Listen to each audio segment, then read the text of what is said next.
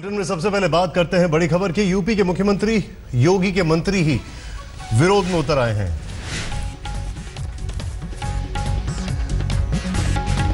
योगी के मंत्री प्रकाश राजभर ने उनके खिलाफ ही मोर्चा खोल दिया है। बाकायदा धरने का ऐलान कर दिया है। राजभर का कहना है कि अपनी सरकार पर भ्रष्टाचार पर नकेल कसने में नाकामी का उन्होंने आरोप लगाया है।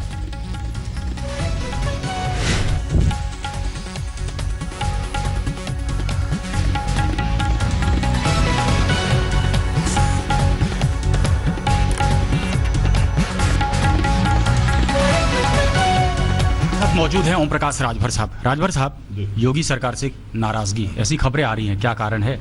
हम योगी सरकार से नाराज नहीं हैं, हम तो सरकार में खुदे हैं। हम नाराज हैं उन भ्रष्टाचारियों से। हम सरकार जो बनी, प्रदेश की जनता ने हमको 325 सीट जितवाया भ्रष्टाचार से मुक्ति के लिए। जो थाने पे सुनवाई नहीं हो रही थी उनकी सुनवाई होगी। एसडीएम सुनेगा, तहसीलदार सुनेगा, कानूनगो सुनेगा, बीडीओ सुनेगा, डीडीओ सुनेगा। वो अपनी आवाज, उनकी जो दुख है उसको सुनेगा। लेकिन यहाँ तो स्थिति ये उल्टा हो गई हमारे गाजीपुर में कि वहाँ का डीएम भ्रष्टाचार खत्म करने के बजाय वो भ्रष्टाचारियों को ही संरक्षण दे रखा है।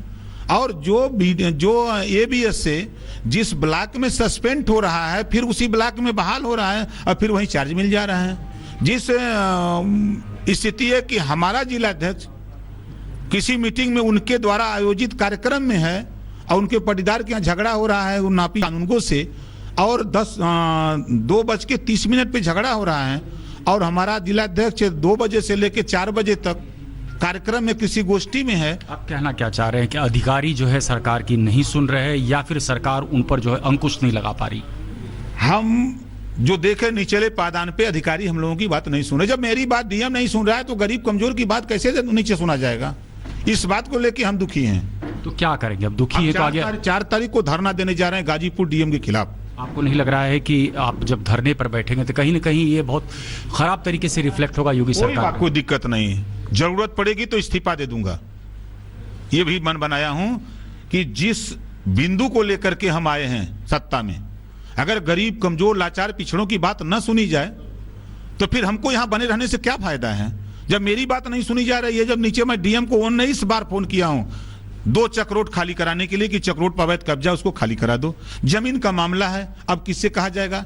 एसपी तो करेगा नहीं उसको, वो तो डीएम आदेश करे, अपने रेवेन्यू के लोगों को भेजे और एसपी से सहयोग ले या थाने से सहयोग लेके करा दे, लेकिन उसको नहीं करा पाए। अब जो आबादी जीएस बंजर की जो आपसी विवाद है, छोटे छोटे विवाद हैं, उसका तो रेवेन्यू हल करेगा, उसके सहयोग के लिए पुलिस को लेकर के हल कराने की जरूरत है। आप इसको नहीं करोगे और जहां जनता की शिकायत है कि अधिकारी भ्रष्टाचारी। नहीं लग रहा कि आप भी कहीं ना कहीं विपक्ष के सुर में सुर मिला रहे हैं? हम विपक्ष के सुर में सुर नहीं मिला रहे हैं, हम तो खुद वैसे ही अकेले रहते हैं। हम आए भारतीय समाज पार्टी राष्ट्रीय अध्यक्ष और भारतीय समाज पार्टी के बदौलत हमने जो सहयोग किया है, जो समर्थन हमने गठबंधन धर्म निभाया है, उस गठबंधन धर्म में हम चुनाव जीत के आए हैं 4 लोग। तो 4 लोग हम लोग सरकार में शामिल हैं। हम सरकार में, हम सरकार से दुखी नहीं हैं, हम सरकार के खिलाफ नहीं हैं, लेकिन हम खिलाफ हैं उन भ्रष्टाचारियों से। लोकतंत्र है, लोकतंत्र में सिस्टम अगर वो नहीं सुधर रहा है तो जनता की आवाज उनको सुधारेगी। हम सरकार से इस्तीफा दे करके हम लौट जाएंगे। विधायक हैं, विधायक बन करके हम अपने कमरे में रहेंगे और गरीब पिछड़े दलितों की आवाज को बुलंद करते रहेंगे। चलिए, आज तक से बात करने के लिए आपका बहुत बहुत धन्यवाद। लखनऊ से कैमरामैन संजय सिंह के साथ शिवपूजन झा, आज तक।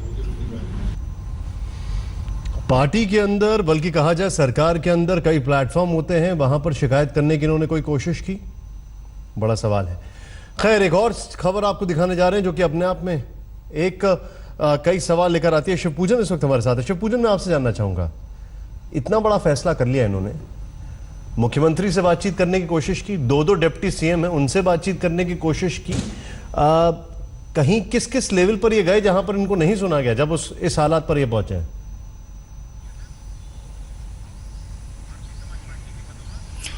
देखिए, ऐसी कोई भी जानकारी हमें नहीं दी गई है कि किस किस लेवल पर पहुंचे या फिर क्या इन्होंने मुख्यमंत्री से खुद बात करके इन्होंने अपनी बात रखने की कोशिश की। लेकिन ऐसा प्रतीत हो रहा है कि राजभर कहीं ना कहीं विपक्ष की भूमिका में नजर आ रहे हैं और तभी एक तरीके से चेतावनी दे रहे हैं वर्तमान सरकार को कि हालांकि सरकार के खुद हिस्सा है कि 4 तारीख से ये धरने पर बैठेंगे और धरने के बाद भी अगर इनकी नहीं सुनी गई तो फिर इसके बाद ये इस्तीफा तक दे सकते हैं। यहाँ तक फैसला ले लिया है राजभर ने।